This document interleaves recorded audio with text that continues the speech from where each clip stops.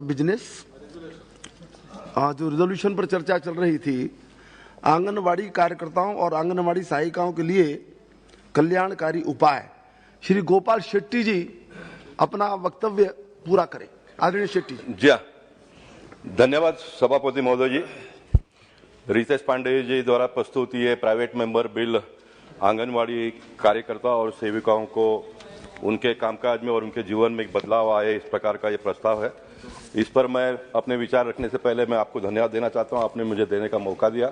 और सुरेश जी पहला नंबर पर बोलने वाले थे तो उन्होंने मुझे पहला बोलने का अवसर प्राप्त किया, इसलिए उनका भी मैं अभिनंदन करना चाहता हूँ। सभापति महोदय जी, मुझे बड़ी खुशी और गर्व की अनुभूति में महसूस करता हूँ जब मैं पहली बार 1992 में पार्षद बना मुंबई शहर में, और मैं भी झुग्गी बस्तियों में से काम करते करते यहाँ तक पहुँचा हूँ। क्या बात। तो उस झुग्गी बस्ती के जो हमारे बहनें थी वो मुंबई महानगर पालिका के साथ जुड़े, और आपके साथ में बहुत सारे लोगों को आश्चर्य होगा इस बात को सुनकर कि उन दोनों में 100 रुपए का मानधन से उन्होंने प्रारंभ किया था। वो 100 रुपए का बढ़कर फिर 400 रुपया हुआ, फिर 800 रुपया हुआ, फिर बढ़ते बढ़ते आज बहुत अच्छा उनको मानधन मिलता है। ये तो नहीं कहूँगा, लेकिन सम्मानजनक मानधन मिलता है। ये तो मानव जीवन का एक अपेक्षा होता है कि जितना ज़्यादा मिले उतना मिलना चाहिए, उसके लिए वो स्वयं भी मांग करते रहे और जनप्रतिनिधि और सरकार भी समय समय पर उसके पर विचार करते रहती है। लेकिन मैं मानता हूं कि इन आंगनवाड़ी सेविकाओं ने एक हेल्थ के सेक्टर में एक बहुत बड़ा क्रांतिकारी बदलाव किया है, बहुत बड़ा क्रांतिकारी बदलाव किया है। मैं ये कहूंगा कि सरकार के माध्यम से अगर कोई स्कीम को लोगों तक पहुंचाना है तो करोड़ों रुपए का एडवर्टाइजिंग करना पड़ता है, लेकिन ये आंगनवाड़ी के सेविका जो है वो महानगर पालिका के हो या तो सरकार के सभी योजनाओं को सामान्य परिवार के बहनों तक पहुंचाने का काम करते हैं। और खास करके अगर सरकार के साथ में डायरेक्ट जोड़ने के अनेक योजनाओं के साथ साथ में अगर एक योजना की हम बात करेंगे तो ये योजना का हम निश्चित कह सकते हैं कि ये आंगनवाड़ी सेविकाएं जो है सरकार की सारी योजनाओं को ले जाकर प्रत्येक घर की महिलाओं के दिलो दिमाग तक उतारने का वो प्रयास करते हैं। मैम अध्यक्ष जी, आप हम सब जनप्रतिनिधि लोग हैं, हम कोरोना काल को भूल नहीं पाएंगे।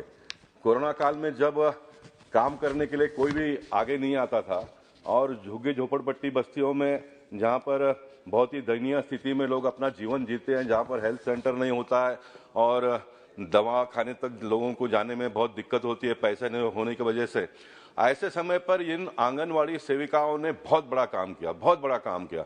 कोरोना जैसे समाप्त होते आ गया, हमारे देश के प्रधानमंत्री सम्माननीय नरेंद्र मोदी जी के अथक प्रयास और मैं कहूँगा कि हमारे सांस्कृतिक प्रयास का उसमें बहुत बड़ा योगदान है। लोगों ने इसका हंसी मजाक भी उड़ाया, थाली बजाने से लेकर दिया जलाने के बातों में, लेकिन मैं मानता हूं कि थाली बजाना और दिया जलाने के संस्कृति के वजह से भारत जैसे देश में कोरोना बहुत नजदीक पहुंच नहीं पाई लोगों के, और एक बहुत बड़ा बदलाव पूरे देश दुनिया के पटल पर हम लोगों ने देखा। लेकिन इन आंगनवाड़ी सेविकाओं ने कोरोना के दूसरे दौर में जब वैक्सीनेशन का काम प्रारंभ हुआ, उस वैक्सीनेशन के काम में भी इन आंगनवाड़ी सेविकाओं के हमारे बहनों ने बहुत बड़ा अपना योगदान देकर बहुत अच्छी तरह से वैक्सीनेशन हो, घर घर जाकर लोगों में जागृति करना, उनको वैक्सीनेशन सेंटर तक पहुंचाना और फिर वैक्सीनेशन के बाद में उनको कोई परेशानी है या नहीं, इन सारे बातों का ख्याल करते हुए जो पीड़ित है, जो इफेक्टेड लोग हैं, जो सरकार की योजनाओं का लाभ लेना चाहते हैं, उनको डायरेक्ट सरकार के साथ में जोड़ने का काम अगर किसी ने किया तो इन आंगनवाड़ी बहनों ने किया, ऐसा मैं मानता हूं।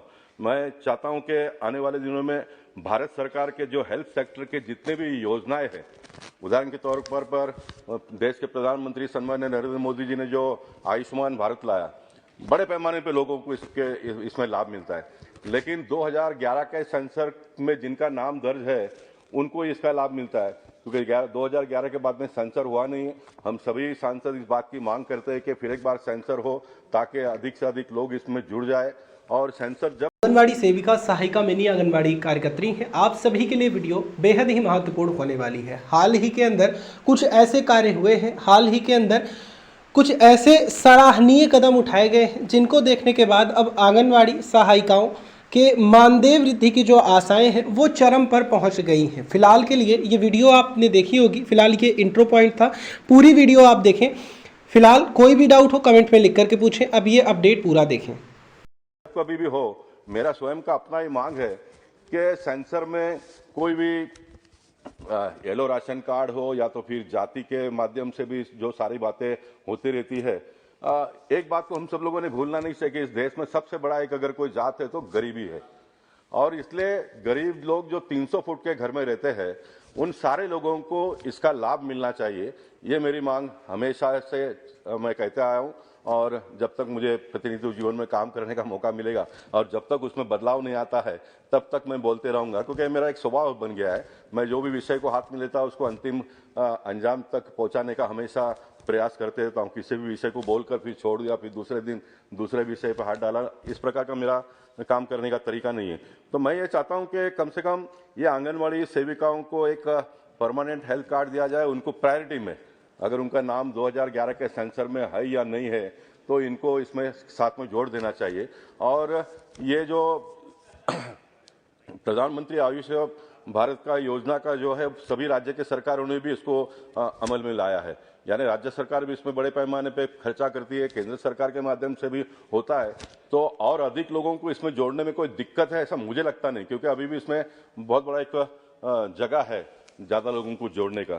तो इन सारी बहनों को इसका लाभ मिले, क्योंकि ये दूसरे का जो चिंता करती है, अगर उनके जीवन में भगवान करे कभी कोई आफत इस प्रकार का आए नहीं, बीमार ना पड़े हो, लेकिन अगर पड़ते हैं तो उसकी व्यवस्था हम जैसे लोगों ने इस पार्लियामेंट के माध्यम से पूरे देश भर के बहनों का चिंता हमने करना चाहिए। इसलिए इसका लाभ उनको मिले, उनको प्रायोरिटी में इसके साथ में जोड़ा जाए। ये भी मैं सम्मान मंत्री महोदय जी यहाँ पर बैठे हैं तो उनसे भी मैं निवेदन करना चाहूंगा। सभापति महोदय जी, राज्य और सरकार के बहुत सारे कल्याणकारी योजना जिसका मैंने शायद ये मालूम नहीं कि पूरे देश में आंगनवाड़ी वर्कर्स कितना एजिटेट कर रही हैं। सर, एक स्मार्टफोन देने से उनकी समस्याओं का हल नहीं होगा। वो इतना काम करती हैं। हाँ जी, सैलरी मांगती हैं, जो बढ़ावा उनको देना चाहिए, वो काम करने से नहीं डरती। कोई महिला काम करने से नहीं डरती और आंगनवाड़ी वर्कर्स इतना काम करती हैं, लेकिन उनके काम के मुकाबले उनको सैलरी नहीं मिलती है सर। और हम जब महिलाओं की बढ़ोतरी की बात करते हैं, बेटी बचाओ, बेटी पढ़ाओ, बेटी बढ़ाओ, पता नहीं क्या क्या बातें करते हैं, और जो ये आंगनवाड़ी वर्कर्स हैं लाखों, इनकी पीड़ा को हम समझ नहीं पाते हैं। तो ये कौन सा महिलाओं का सशक्तिकरण होगा?